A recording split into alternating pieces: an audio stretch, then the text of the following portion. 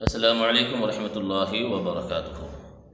فجر کی جماعت اگر قضا ہو جائے، چھوٹ جائے، تو آپ جب فجر کی نماز پڑھنے لگیں گے، قضا کو ادا کریں گے، تو کیا سنت بھی ادا کرنی ہوگی؟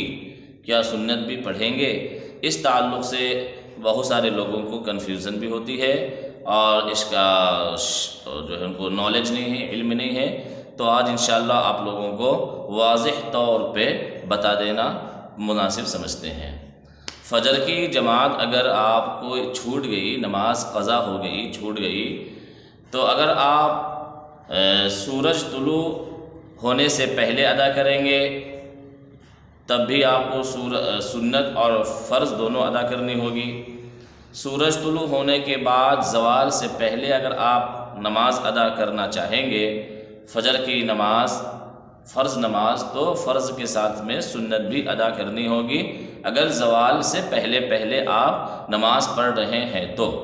اور اگر آپ کی نماز چھوٹ گئی اور آپ زوال کے بعد یعنی ظہر کے بعد فجر کی نماز ادا کر رہے ہیں تب تو آپ کو صرف اور صرف 2 رکعت فرض ادا کرنی ہوگی، آپ کو سنت ادا کرنے کی ضرورت نہیں ہے۔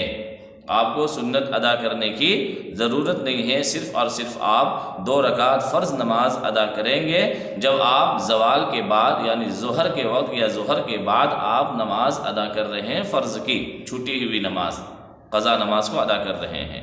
تو بات سمجھ میں آ گئی؟ سب سے پہلی بات یہ ہے کہ اگر آپ کی نماز چھوٹ گئی ہے صبح کی تو کب آپ سنت بھی ادا کریں گے یا نہیں کریں گے، اس تعلق سے سمجھ لینا ضروری ہے۔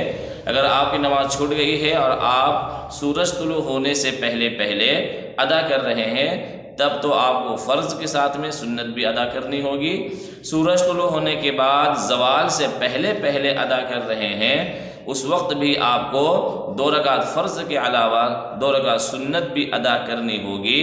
اور اگر آپ زوال کے بعد یعنی ظہر کے وقت یا ظہر کے بعد یا پھر کسی وقت میں زوال کے بعد کسی وقت میں آپ 2 رکعت فرض نماز فجر کی نماز ادا کرنا چاہ رہے ہیں تو صرف اور صرف 2 رکعت فرض ادا کریں گے، سنت ادا نہیں کریں گے۔